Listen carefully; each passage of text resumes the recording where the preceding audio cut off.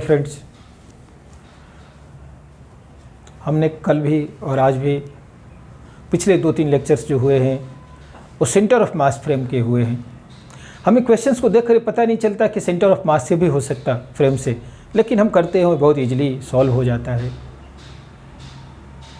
आइए एक क्वेश्चन इलेक्ट्रोस्टैट का लेते हैं जिसको सेंटर ऑफ मास फ्रेम से भी सॉल्व कर सकते हैं और इजी वे में सॉल्व कर सकते हैं। आइए इस क्वेश्चन को देखते हैं।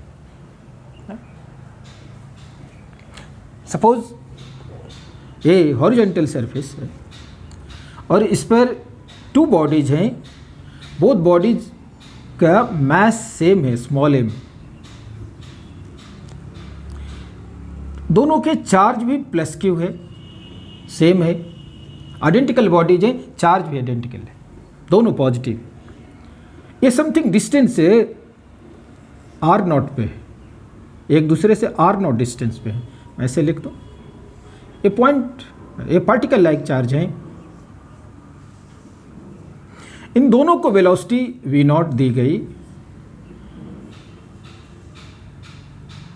थीटा एंगल पे, शोन डायरेक्शन में।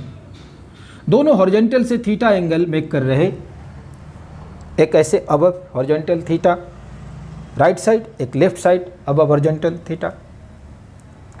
हमें ये बताना है कि इनके बीच का मिनिमम डिस्टेंस क्या होगा।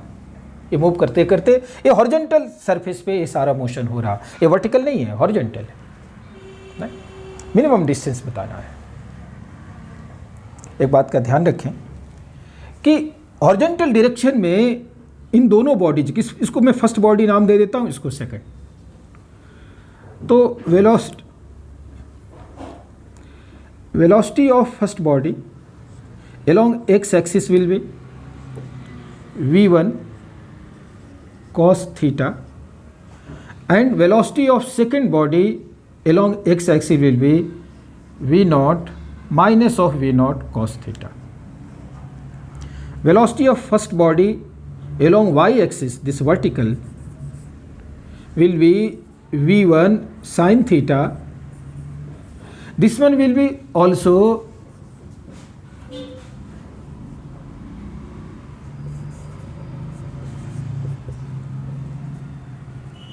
v2y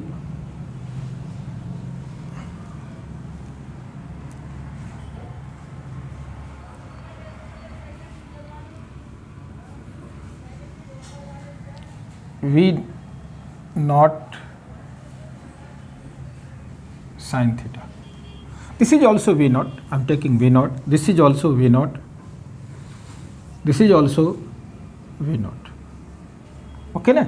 It's given v0. So this is negative of v0 cos theta. This is positive v0 cos theta because this is towards left. Take left is taken negative.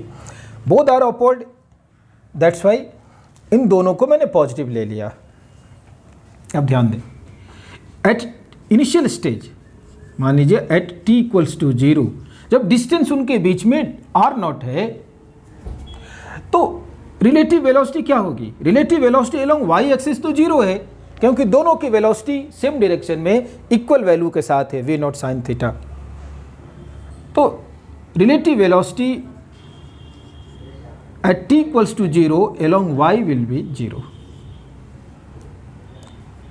Relative velocity along x axis ही relative velocity है और that's equals to v1x minus of v2x, that's equals to v1 यानी v0 cos theta ना x axis के long minus of minus v0 cos theta और that's equals to 2v0 cos theta. Relative velocity y axis के long 0 होने से x axis के long भी सिर्फ रिलेटिव वेलोसिटी होगी और 2v0 cos थीटा होगी, है ना। इनिशियल स्टेज पे ऐसा है। धीरे धीरे ये इनका मोशन ऐसा होता जाएगा, एक दूसरे के क्लोजर आते जाएंगे, ये भी एक दूसरे के क्लोजर आते जाएंगे, है ना, एक दूसरे के क्लोजर होते जाएंगे और इनका मोशन कुछ ऐसा, इनके बीच का कुछ मिनिमम डिस्टेंस होगा, फिर ये फार होते जाएंगे। सपोज ये डिस्टेंस d है मिनिमम, डी है, हमें इस वैल्यू को फाइंड आउट करनी है ना।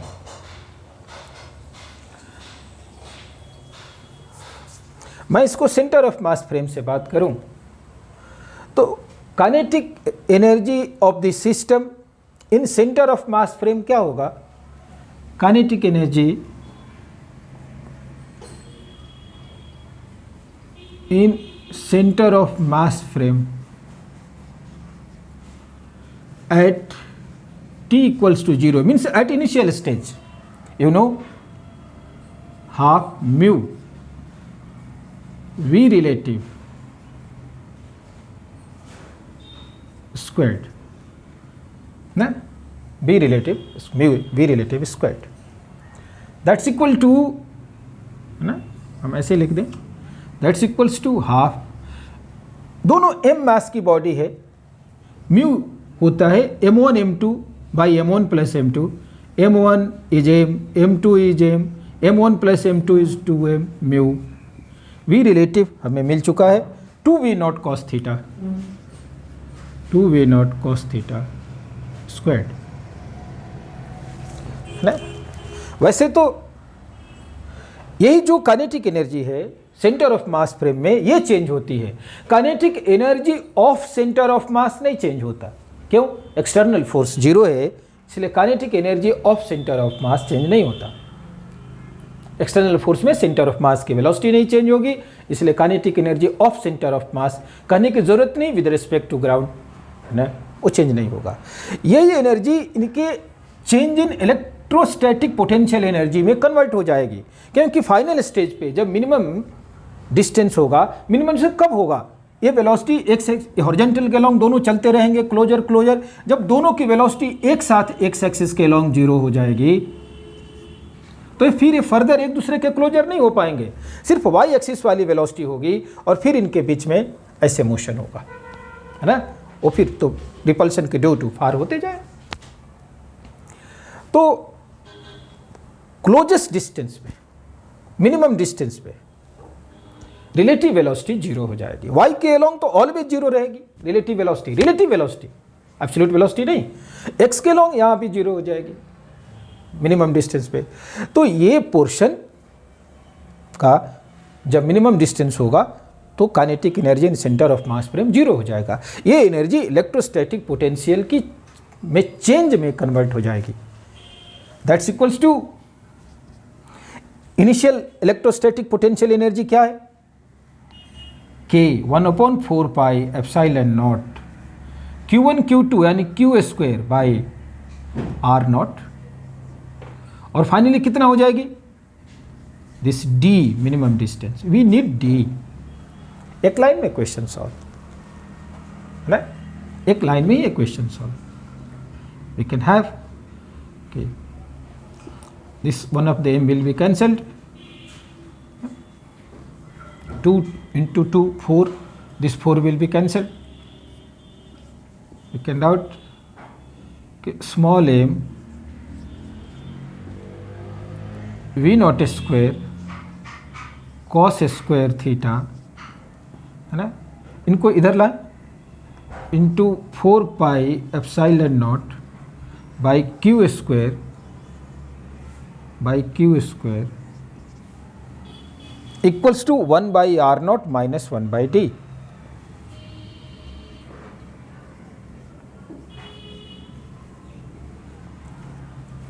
अब मुझे डी फाइंड आउट करने में कोई प्रॉब्लम है ही नहीं। I hope you understand this thing. आप इस डी को फाइंड आउट कर सकते हैं, ठीक है ना, आप इस डी को फाइंड आउट कर सकते हैं।